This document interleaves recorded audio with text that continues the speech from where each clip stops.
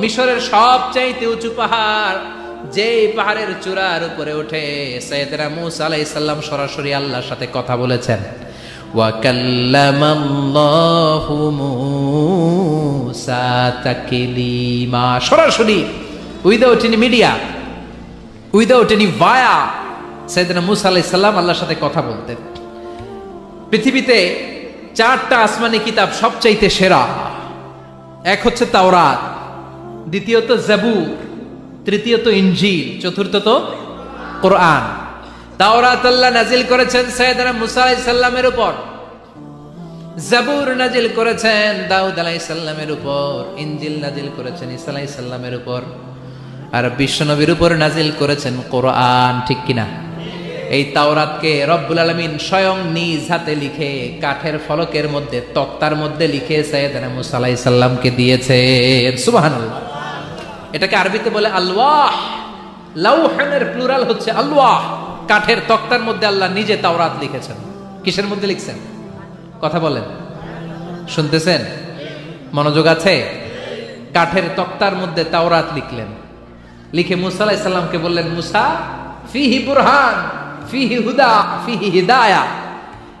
এই হচ্ছে তাওরাত কিতাব, আমি নিজ হাতে লিখে দিয়েছি। এর মধ্যে হেদায়েত আছে, এর মধ্যে বরকত আছে, এর মধ্যে বুরহান আছে, দলিল আছে। যাও এই কাঠের তক্তার মধ্যে লেখা তাওরাত কিতাবকে নিয়ে যাও, বনি ইসরাইলের কাছে এই তাওরাত কিতাবের দাওয়াত দাও। সাইয়েদনা মূসা আলাইহিস সালাম ছিলেন অনেক শক্তিশালী নবী। উনি ভাবলেন অল্প কয়েকটা তক্তা, কাউকে ডাকার দরকার নাই, আমার ভাই হারুন রে লাগবে না, আমি যথেষ্ট। আমার ভাই হারুন রে কষ্ট করে পাহাড়ের উপরে টেনে আনার দরকার নাই, 3-4টা তক্তা আমি নিজেই নিতে পারবো। নিজেই নিতে পারবো মনে করে সাইয়েদনা মূসা আলাইহিস সালাম আল্লাহর লেখা তক্তার উপরে যে তাওরাতের ফলক, এই ফলক ধরে টান দিয়েছে উঠানোর জন্য। আল্লাহ যেহেতু কিতাব দিয়েছে নিয়ে যায়, কিন্তু কি আজীব তামাশা, তক্তা ধরে কাঁধে তুলবে তো দূরের কথা, নাড়াতেই পারে না। সুবহানাল্লাহ, আসতে বলেন। নাড়াতেই পারে না। উনার এত শক্তি, উনি এক থাপ্পড় মেরে ফেরাউনের বাবুর্চিকে ওই জায়গার মধ্যে দুনিয়া থেকে বিদায় করেছিলেন। এক ধাক্কা মারলে 10 জন 10 হাত দূরে যেয়ে পড়তো। উনি রেগে গেলে ওনার মাথার চুলগুলো টুপি আর পাগড়ি ভেদ করে উপরের দিকে এরকম খাড়া হয়ে দাঁড়িয়ে যেত। স্বয়ং মালাকুল মাউতকে থাপ্পড় মেরে চোখ কানা করে দিয়েছিলেন। এর কারণ মালাকুল মাউত মানুষের সূরাতে আসছিল আর অনুমতি নেয় নাই। ঘরের মধ্যে ঢোকার আগে অনুমতির দরকার আছে না নাই? কি সুন্দর ইসলাম! হোয়াট এ প্রাইভেসি ইন ইসলাম! কত সুন্দর প্রাইভেসি ইসলাম আমাদেরকে শিখিয়েছে। আপনি ঘরে ঢুকবেন, অনুমতি নিয়ে ঢুকবেন। কার কথা? এক সাহাবী বললেন, নবী আমার ঘরে 2 ঘর। কয়টা? 2টা মাত্র রুম। এক রুমে থাকে আমি, আর এক রুমে থাকে আমার আম্মা জান। যেই আম্মা জানের বুকের দুধ খেয়ে আমি 10 মাস পেটের ভেতরে ছিলাম, 2 বছর বুকের দুধ খেয়ে বড় হলাম। আমার আম্মা জান থাকে এক রুমে, আমি থাকি আর এক রুমে। ও নবী, আমার মায়ের রুমে ঢোকার আগেও কি অনুমতি নেওয়া লাগবে নাকি? বিশ্বনবী বললেন, ও সাহাবা, আতুহিব্বু আন তারাহা উরিয়ানা, do you like to see your mother naked? তুমি কি তোমার মাকে নেকেড দেখতে চাও? তুমি কি তোমার মাকে উলঙ্গ দেখতে চাও? সাহাবী বললেন, কাল্লা, কখনোই না। বিশ্বনবী বললেন, ইদান তাস্তাদিন, তোমার মাকে যদি উলঙ্গ দেখতে না চাও তাহলে অবশ্যই অবশ্যই অবশ্যই তোমার মায়ের ঘরে ঢোকার আগে অনুমতি নিয়ে ঢুকবা। সুবহানাল্লাহ। মায়ের ঘরে ঢোকার আগে অনুমতি নিতে হবে। তাহলে ভাইয়ের ঘরে, বোনের ঘরে, ভাবির ঘরে হ্যাঁ ঢুকাই যাবে না। ভাবির ঘরে ঢোকা যাবে? কারো ঘরে ঢোকার আগে অনুমতি নিতে হবে। এটাকে বলে প্রাইভেসি। ইসলামী প্রাইভেসিকে গুরুত্ব দেয়। কারণ আপনি হয়তো এমন একটা সময় চলে যাবেন ঘরের ভেতরে আপনার আম্মা ওই সময় হয়তো হালকা পোশাক পরে, সিম্পল কোনো কাপড় পরে শুয়ে আছে, ঠিক কিনা? ওই পোশাকে সে আপনার সামনে আসতে চায় না। আপনি যখন নক করবেন, আপনি যখন সালাম দিবেন, পারমিশন চাইবেন, সে হয়তো ওনাকে ঢেকে চাদর পরে সুন্দর করে জামাটা পরে তারপরে আপনার সামনে আসবে। চিল্লায় বলেন ঠিক কিনা? এজন্য অনুমতি নিয়ে ঢুকা ফরজ। কারো ঘরে যখন যাবেন আগে সালাম দিবেন, 3 বার সালাম দিবেন। 3 বার সালাম দেওয়ার পরে যদি উত্তর না পাওয়া যায় চলে যাবেন। কার কথা? মানতে রাজি আছেন তো? এগুলো মানি না, এই জন্যই ঘরে অশান্তি। ফ্যামিলিতে অশান্তি, চোখের হেফাজত নাই, নজরের হেফাজত নাই। এই নজরের লাগাম যদি টেনে ধরতে পারেন, ফ্যামিলির 50% সমস্যা এমনিই চলে যাবে। চিল্লা এখন ঠিক কিনা? সাইয়েদনা মূসা আলাইহিস সালামের কাছে মালাকুল মাউত, মৃত্যুর ফেরেশতা, মানুষের সূরাতে এসেছিল, অনুমতি নেয় নাই, হুট করে ঘরে ঢুকছে, ঢুইকা কয় আনা মালাকুল মাউত, আমি মৃত্যুর ফেরেশতা, জিইতু আন আকবাদা রূহাক, আপনার রূহ কবজ করতে আসছি।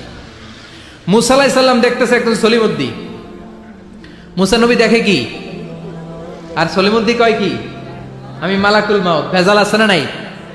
সাইয়েদনা মূসা আলাইহিস সালাম দেখে দিব্যি সাধারণ মানুষ, আর সে বলে আমি তোমার রূহ কবজ করতে এসেছি। মূসা আলাইহিস সালাম রেগে গেলেন, অনেক মেজাজ ওয়ালা নবী ছিলেন, রাগের চোটে এক থাপ্পড় দিলেন, থাপ্পড় খেয়ে মালাকুল মাউতের এক চোখ নাই। বুখারীর বর্ণনা, ফাসাক্কাহু ফাফাকুআ আইনা, থাপ্পড় মারলেন, চোখ শেষ। মালাকুল মাউত বাঁচার জন্য দিলেন দৌড়, এক দৌড়ে আল্লাহর আদেশে আল্লাহর আরশে চলে গেলেন। যে বলে মাবুদ এমন নবীর কাছে পাঠিয়েছেন, আরসালতানি ইলা আবদিন লা ইউরিদুল মাউত, এমন বান্দার কাছে পাঠিয়েছে ওই বান্দা মরতে চায় না, খালি মারতে চায়। কি করতে চায়? মরতে চায় না, মারতে চায়। দেখেন কি করছে আল্লাহ, বললেন ও মালাকুল মাউত, ভুল করছো, সালাম দাও নাই, অনুমতি নাও নাই, মানুষের সূরাতে গেছো, আর নবীও সাধারণ নবী না, মেজাজ ওয়ালা নবী। ঠিক কিনা? চিন্তা করে লাভ নাই, আমি কথা বলবো। সাইয়েদনা মূসাকে আল্লাহ ডেকে বললেন, ও মূসা, তুমি নাকি মরতে চাও না, খালি মারতে চাও। সাইয়েদনা মূসা বলেন, না মাবুদ, আমি তো চিনি নাই, এটা যে মালাকুল মাউত আমি তো চিনি নাই, চিনলে তো তার গায়ে আমি হাত তোলার সাহস করতাম না। আল্লাহ বললেন, ও মূসা যাও, দাইয়াদাকা আলা মাতনি সাউর, ওই যে একটা গাভী দেখা যায়, ষাঁড় দেখা যায়, ওই গরুর পিঠের উপরে তোমার ডান হাতটা রেখে দাও। সাইয়েদনা মূসা আলাইহিস সালাম গরুর পিঠের উপরে ডান হাত রাখলেন। আল্লাহ বললেন, মূসা তোমার ডান হাতের নিচে গরুর যতগুলো পশম, প্রত্যেকটা পশমের বিনিময়ে তোমার এক বছর করে হায়াত আমি বাড়িয়ে দিলাম। মরতে যখন চাও না, মারতে যখন চাও, আরো কয়েক বছর মারো, হায়াত আমি বাড়িয়ে দিলাম। মূসা আলাইহিস সালাম বললেন, আল্লাহ সুম্মা মাযা, এই হাতের নিচে গরুর যত পশম তত আমার হায়াত বেড়ে যাবে। ধরলাম হাতের নিচে 2000 পশম, 2000 বছর হায়াত বাড়িয়ে দিলেন, কিন্তু সুম্মা মাযা, 2000 বছর পরে কি হবে, আগে ওইটা কোন, ওই ঝামেলাটা ভাঙের আগে। আল্লাহ বললেন, মূসা সুম্মাল মাউত, তারপরে তো তোমাকে মরতেই হবে, এই পৃথিবীতে আসলেই মরতে হয়। কুল্লু নাফসিন যায়িকাতুল মাউত, এই পৃথিবীতে যারা একবার আসবে তাদেরকেই মরতে হবে। ঠিক কিনা? সাইয়েদনা মূসা আলাইহিস সালাম বললেন, ফাল আনা, তাহলে আর দেরির দরকার নাই, এখনই আমাকে নিতে বলেন। সুবহানাল্লাহ। মালাকুল মাউত এসে মূসা আলাইহিস সালামের রূহ কবজ করে ফেলবেন। এই মূসা আলাইহিস সালামের সাথে সরাসরি আল্লাহর কথা হতো এই তুর পাহাড়ের উপর, আর এই তুর পাহাড়ের নামে কসম কেটেছে কে? ওয়া তুরি সিনিন। আল্লাহ বললেন, তিন আর জাইতুনের কসম, মানে ফিলিস্তিনের কসম। ওয়া তুরি সিনিন, তুর পাহাড়ের কসম, যেই তুর পাহাড়ের উপরে আমি তাওরাত কিতাব নাজিল করেছি। তাওরাত কিতাবটাকে কাঠের ফলকের মধ্যে লিখে বললেন, মূসা নিয়ে যাও। মূসা আলাইহিস সালাম নিতে পারে না, মনে আছে? মনে আছে আপনাদের না ভুলে গেছেন? মূসা আলাইহিস সালাম ধরলেন, নাড়াতে পারে না, আর কাঁধে তুলবে তো দূরের কথা, নাড়াতেই তো পারে না, এত শক্তিশালী নবী। তাওরাতের যে আলওয়াহুত তাওরাত, তাওরাতের ফলক, এই বাণীগুলো নিয়ে বাণীবাহকের কাজ করবে, বার্তাবাহকের কাজ করবে, বনী ইসরাইলের কাছে এই পয়গাম পৌঁছে দিবে, কিন্তু তুলতেই তো পারে না। আল্লাহর ডেকে বলে, আল্লাহ পারি না। আল্লাহ বললেন, ট্রাই করো, ট্রাই এগেইন, আবার চেষ্টা কর, দেখো না পারো কিনা। হাউইল। সাইয়েদনা মূসা আলাইহিস সালাম ভাবলেন, এই দিক দিয়ে পারি না, ওই দিক দিয়ে ধরলে মনে হয় পারবো। এবার তক্তার ওই পাশ দিয়ে নাড়াচাড়া শুরু করছে, ওই দিক দিয়েও পারে না। এবার ভাবলেন, এক কাজ করি, মাঝখান দিয়ে দেখি নাড়াতে পারি কিনা। সাইয়েদনা মূসা আলাইহিস সালাম কাঠের তক্তাগুলোর মাঝখান দিয়ে ধরলেন, টান দিলেন, কিন্তু তক্তা নড়ে, নাড়ানোই যায় না, কাঁধে তুলবে তো দূরের কথা। সাইয়েদনা মূসা আলাইহিস সালাম অপরাগ হয়ে আল্লাহর ডেকে বললেন, ও মাবুদ পারি না। আল্লাহ আসলে চাচ্ছে মুসা যেন বলে পারি না। মুসা পারে না এটা শুনতে আল্লাহর বড় মনে চায়। সুবহানাল্লাহ কইবেন না? কারণ সব জায়গায় উনি পারে আর মারে। আজকে সৈয়দনা মুসা আলাইহিস সালামের কণ্ঠে আল্লাহ শুনতে চায়, আল্লাহ আমি অপারগ, আমি পারি না। সৈয়দনা মুসা আলাইহিস সালাম বলে, আল্লাহ সৈয়দনা জিব্রাইলকে যদি বলেন আমারে যদি একটু সাহায্য করে, আমার কাঁধে তুলে দিলে আমি নিয়ে বাড়িতে যাব। সৈয়দনা জিব্রাইলকে একটু বলেন। আল্লাহ বললেন, যাও জিব্রাইল, হেল্প আউট মুসা, মুসা আলাইহিস সালামকে সাহায্য করো। এবার সৈয়দনা মুসা আলাইহিস সালাম ধরলেন এই দিকে, সৈয়দনা জিব্রাইল ধরলেন এই দিকে। দুইজন মিলে তাওরাত লেখা কাঠের তক্তাগুলো উঠাতে চাইলেন, কিন্তু কি আজীব তামাশা, সৈয়দনা জিব্রাইলও পারে না। সৈয়দনা মুসা আলাইহিস সালাম বললেন, ও ভাই জিব্রাইল, চলো জায়গা চেঞ্জ করি, তুমি এদিক দিয়ে ধরো, আমি ওই দিকে ধরি, আবার জোরসে টান মারো। দেশগ্রামে কয় না জোরসে টান, এইও সিস্টেমে দুইজন মিলে টানে, কিন্তু নাড়াতেই পারে না। আগে তো হাতে নিবে, তারপরে কাঁধে তুলবে, দুইজনেও পারে না। গায়ে যত জোর আছে সৈয়দনা মুসা আলাইহিস সালাম জোরসে টান দিলেন, যত জোর, সব জোরকে একসাথে করে তিনি টান দিয়েছেন। টানের চোটে দেহের প্রতিটা লোমকূপ থেকে ঘাম বেরোতে শুরু করেছে। টানের চোটে রক টান খেয়ে যাচ্ছে, কোমরের রক ছিঁড়ে যাওয়ার অবস্থা, কিন্তু কাঠের ফলকগুলো নাড়ানো যায়। সৈয়দনা মুসা আলাইহিস সালাম বললেন, আল্লাহ জিব্রাইলও পারে না। জিব্রাইলের সাথে হাজার হাজার সহকারী ফেরেশতা, তাদেরকে একটু বলেন হেল্প করার জন্য। সুবহানাল্লাহ পড়েন। হাজার হাজার ফেরেশতা তুর পাহাড়ের উপর সবাই মিলে জোরে জোরে টান দেয়, জোরে জোরে টান দেয়। সবাই মিলে চেষ্টা করে তাওরাত লেখা ফলক এক প্রান্ত থেকে আরেক প্রান্ত কোনো জায়গা দিয়ে ধরে 1 ইঞ্চি নাড়াতে পারে না। এই অবস্থা দেখে আল্লাহ বললেন, ঘটনা কি? আল্লাহ পারি না। সাইয়েদনা মুসা আলাইহিস সালাম কি বলে? আল্লাহ পারি না।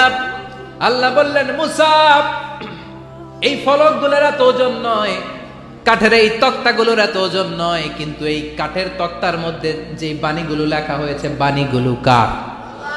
এটা আমার বাণী, আমার কথা। এই জিনিসটা বোঝানোর জন্য আমি এটার ওজনকে ভারী করে দিয়েছি। এবার জিব্রাইলের সহকারী ফেরেশতা লাগবে না, জিব্রাইলের সহযোগিতা লাগবে না। তোমার গায়ে আমি যেই জোর দিয়েছি, টান দিয়ে দেখো সবগুলারে কাঁধে তুলে নিতে পারবা। সাইয়েদনা মুসা আলাইহিস সালাম এবার বিসমিল্লাহ বলে সবগুলো তাওরাত লেখা কাঠের তক্তাগুলো কাঁধে নিয়ে এক দৌড়ে বাড়িতে। আল্লাহু আকবার। যেই পাহাড়ের উপর এই তক্তা টানাটানির ঘটনা ঘটেছে, পাহাড়টার নাম, এজন্য আল্লাহ বললেন, ওয়াত-তিনি ওয়াজ-যাইতুনি ওয়া তুরি সিনিনা ওয়া হাযাল বালাদিল আমিন। তিন আর যাইতুনের কসম, তুর পাহাড়ের কসম। আবার তুর পাহাড়ের মধ্যে নূরের তাজাল্লি দিয়েছে কে? ফালাম্মা তাজাল্লা রাব্বুহু জাআলাহু দাক্কান ওয়া খাররা মূসা সাঈকা। সাইয়েদনা মুসা আলাইহিস সালাম বললেন, আল্লাহ তোমাকে দেখতে চাই। আল্লাহ বললেন, দেখতে পারবে না, পাহাড়ের দিকে তাকাও, পাহাড়ের মধ্যে নূরের তাজাল্লি দেব, যদি পাহাড় টিকে যায় তাহলে দেখতে পাবা। আল্লাহ যখন তুর পাহাড়ের উপর তাজাল্লি মেরেছেন, পাহাড় ভেঙে খান খান হয়ে যায়, সাইয়েদনা মুসা আলাইহিস সালাম বেহুশ হয়ে যায়। এই বেহুশ হওয়ার ঘটনা আর পাহাড় জ্বলে ছাই হওয়ার ঘটনা যেখানে ঘটেছে, ওই পাহাড়টার নাম জোরে বলেন। ওই তুর পাহাড়ের কসম কেটেছে কে? ওয়াতুরি 2285 মিটার উঁচু, অনেক উঁচু পাহাড়। আবার ইয়াজুজ মাজুজ যখন পৃথিবীতে আক্রমণ করবে, ইন্না ইয়াজুজ ওয়া মাজুজ মুফসিদুনা ফিল আরদ, তামাম জাহানে ইয়াজুজ মাজুজ যখন আক্রমণ করবে, তামাম পৃথিবীটাকে যখন লন্ডভন্ড করে দিবে, সাইয়েদনা ঈসা আলাইহিস সালাম মুমিন বান্দাদেরকে নিয়ে যেই পাহাড়ের উপর আশ্রয় নেবেন, সেটা হলো এই তুর পাহাড়। সুবহানাল্লাহ। ঈসা আলাইহিস সালাম মুমিনদেরকে নিয়ে এক পাহাড়ে চলে যাবেন। এই ইয়াজুজ মাজুজের অত্যাচার থেকে বাঁচার জন্য, এদেরকে ইংরেজিতে বলে Gog Magog. If you search in Google by writing Gog and Magog, আপনি পেয়ে যাবেন ইয়াজুজ মাজুজের কাহিনী। হাত্তা ইযা ফুতিহাত ইয়াজুজ ওয়া মাজুজ ওয়া হুম মিন কুল্লি হাদাবিন ইয়ানসিলুন, লক্ষ লক্ষ ইয়াজুজ মাজুজের বাহিনী আসবে। এই ইয়াজুজ মাজুজের বাহিনীর অত্যাচার, অবিচার, অনাচার, জুলুম থেকে, মারামারি থেকে বাঁচার জন্য মুসলমানরা ঈসা আলাইহিস সালামের নেতৃত্বে যেই পাহাড়ের উপর আশ্রয় নিবেন, ওই পাহাড়ের নাম হলো তুর পাহাড়। ওই পাহাড়ের নাম কি? কোরআনে অনেকবার আল্লাহ তাআলা এই তুর পাহাড়ের কথা বলেছেন। আমি নিজে এই তুর পাহাড়ের চূড়ায় উঠেছি 2 বার। পাথরের পাহাড়, মাঝরাতে উঠতে হয়। এই তুর পাহাড়ের নিচে একটা গির্জা আছে, খ্রিস্টানদের প্রাচীনতম গির্জা, সেন্ট ক্যাথেরিনা গির্জা। এই গির্জার ভেতরে ঢুকেছিলাম দেখার জন্য। এটা পবিত্র জায়গা। মুসা আলাইহিস সালাম যখন যাচ্ছিলেন, আল্লাহ বলেন ফাখলা'না আলাইক ফাখলা'না আলাইকা ইন্নাকা বিল ওয়াদিল মুকাদ্দাসি তুয়া। শুজ অফ, জুতা খুলে ফেলো। মুসা জুতা খুলে ফেলো। ইন্নাকা বিল ওয়াদিল মুকাদ্দাসি তুয়া। You are in a very holy valley, very sacred valley. একটা পবিত্র উপত্যকায় তুমি এসেছো। এর চাইতে উন্নত এবং পবিত্র উপত্যকা আমি মহাবিশ্বে কোথাও সৃষ্টি করি নাই। চিল্লায় পড়েন সুবহানাল্লাহ। মাঝরাতে তুর পাহাড়ে উঠতে হয়, ব্যাকপ্যাক নিয়ে যেতে হয়, সেখানে পানি টানি খাবার দাবার নিয়ে ওঠা লাগে। 3-4 ঘন্টা লাগে উঠতে, নামতে আবার 3-4 ঘন্টা। সকালে 10টা-11টার পরে আর তুর পাহাড়ে থাকা যায় না, কারণ আমাদের বাংলাদেশের পাহাড়গুলো মাটির পাহাড়, তুর পাহাড় হচ্ছে পাথরের পাহাড়। পাথরের পাহাড়ে যখন সূর্যের আলো লাগে, পাথরের পাহাড় গরম হয়ে যায়। আমরা মাঝরাতে উঠতে শুরু করলাম। আমরা যখন উঠতেছি দেখলাম ক্রিশ্চিয়ান কমিউনিটির একটা গ্রুপ, তারাও উঠছে, ইহুদিদের একটা গ্রুপও উঠছে, কারণ এটা 3 ধর্মের লোকদের কাছে তীর্থস্থান। এই তুর পাহাড়ের চূড়ায় ছোট্ট একটা মসজিদ আছে, 7-8 জন নামাজ পড়া যায়। খ্রিস্টানদের একটা গির্জা আছে, ইহুদিদের একটা সিনাগগ আছে। ফজরের সময় উঠলাম, পুরো সিলসিলাতুল জিবাল তুর পাহাড় দেখলাম, অবাক হলাম। এই পাহাড়ে বিশ্বনবী মেরাজের রাতে নেমে দোয়া করেছেন, ঠিক কিনা? এই পাহাড়ে ঈসা আলাইহিস সালাম মুমিনদেরকে নিয়ে ইয়াজুজ মাজুজের আক্রমণ থেকে বাঁচার জন্য আশ্রয় নেবেন। এই তুর পাহাড়ের কসম কোরআনের ভেতরে কেটেছে কে? এজন্য আল্লাহ বললেন ওয়াত-তিনি ওয়াজ-যাইতুনি ওয়া তুরি সিনিন ওয়া হাযাল বালাদিল আমিন। তিন আর যাইতুনের কসম, ওই মিশরের তুর পাহাড়ের কসম, ওয়া হাযাল বালাদিল আমিন, এই নিরাপদ শহরের কসম। শহরটার নাম কি? কি নাম? এই নিরাপদ শহর দ্বারা আল্লাহ বুঝিয়েছে মক্কা, না ফিলিস্তিন না। ফিলিস্তিন হচ্ছে প্রথমটা, কিন্তু হাযাল বালাদিল আমিন, এই নিরাপদ শহর দিয়ে আল্লাহ বুঝিয়েছেন মক্কা শহরকে। চিৎকার করে বলবেন কোন শহর? মক্কা শহর। এই মক্কা শহরের আগের নাম বাক্কা। মক্কার আগের নাম কি? জোরে বলেন, আরো জোরে। ইন্না আউওয়ালা বাইতিন উদিআ লিন-নাসি লাল্লাযী বিবাক্কাতা মুবারাকা হুদাল লিল আলামিন। নিশ্চয়ই পৃথিবীর সর্বপ্রথম ঘর যেই শহরের মধ্যে আমি আল্লাহ স্থাপন করলাম, শহরটার নাম হলো বাক্কা শহর। কি শহর? এই বাক্কা পরে চেঞ্জ হয়ে হয়েছে মক্কা। আল্লাহু আকবার। তার মানে আজকে জানলেন মক্কা শহরের আগের নাম হলো বাক্কা। আগের নাম কি? মক্কা শহরে অনেক হোটেল আছে, ওই হোটেলের নাম ফুন্দুক বাক্কা। দেখছেন? ফুন্দুক বাক্কা মানে বাক্কা হোটেল। এই বাক্কা হচ্ছে মক্কার আগের নাম, মনে থাকবে? আল্লাহ বললেন হাযাল বালাদিল আমিন, এই নিরাপদ শহরের কসম, এই শহরের চেয়ে নিরাপদ শহর পৃথিবীর মধ্যে। ইউসাউইরুকুম ফিল আরহামি কাইফা ইয়াশা লা ইলাহা ইল্লা হুয়াল আজিজুল হাকীম। তিনি হলেন এমন সত্তা যিনি মায়ের পেটে থাকা অবস্থায় তোমাদের চেহারার ডিজাইন করে দিয়েছে। চিল্লায়া বলেন সুবহানাল্লাহ। তাহলে 4টা কসম কেটে আল্লাহ যে দামি কথাটা বললেন, লাকাদ খালাকনাল ইনসানা ফি আহসানি তাকওয়িম, সুন্দর আকৃতিতে তৈরি করেছি। এজন্য সুন্দর চেহারাটা নিয়ে যখন আয়নার সামনে দাঁড়াবেন, তখন আপনি আয়নার দোয়া পড়বেন আল্লাহুম্মা হাসসানতা খালকি ফাহসিন খুলুকি। বিশ্বনবীর চেহারা সুন্দর বেশি না কম? জোরে বলেন। চাঁদের চেয়ে সুন্দর তুমি নবী আমার কামলিওয়ালা, চাঁদের চেয়ে সুন্দর তুমি নবী আমার কামলিওয়ালা। দু জাহানের বাদশাহ তুমি প্যারা নবী সাল্লে আলা, দু জাহানের বাদশাহ তুমি প্যারা নবী সাল্লে আলা, চাঁদের চেয়ে সুন্দর তুমি নবী আমার কমলিওয়ালা। সুবহানাল্লাহ। বিশ্বনবীর চেহারাটা বড় সুন্দর ছিল, এত সুন্দর চেহারার মানুষ পৃথিবীতে দ্বিতীয়টা নাই। ওই চেহারা নিয়ে বিশ্বনবী আয়নার সামনে যখন দাঁড়াতেন উনি বলতেন আল্লাহুম্মা হাসসানতা খালকি ফাহসিন খুলুকি। এর মানে হলো আল্লাহ আমার চেহারাটা আপনি যেমন সুন্দর করেছেন আমার চরিত্রটাও সুন্দর করে দিয়ে। দিস ইজ দ্য অ্যাটিটিউড, এটাকে বলা হয় attitude. What a marvellous amazing attitude he belongs. বিশ্বনবীর কি সুন্দর অ্যাটিটিউড ছিল, সুন্দর চেহারা নিয়ে আয়নার সামনে দাঁড়িয়ে তিনি বলতেন আল্লাহ আমার চেহারাটা যেমনি সুন্দর করেছো আমার চরিত্রটাকেও সুন্দর করে দাও, আমার বাহিরটা যেমন সুন্দর আল্লাহ আমার ভেতরটারেও সুন্দর করে দিও। পড়েন আমিন। এই আয়নার দোয়া পারেন তো? আয়নার সামনে দাঁড়ায় এই দোয়া পড়েন তো? নাকি বলেন আয়না বসাইয়া দিও কলবের ভিতর? এগুলো বলবেন? পড়েন আল্লাহুম্মা হাসসানতা খালকি ফাহসিন খুলুকি, আল্লাহুম্মা হাসসানতা খালকি ফাহসিন খুলুকি।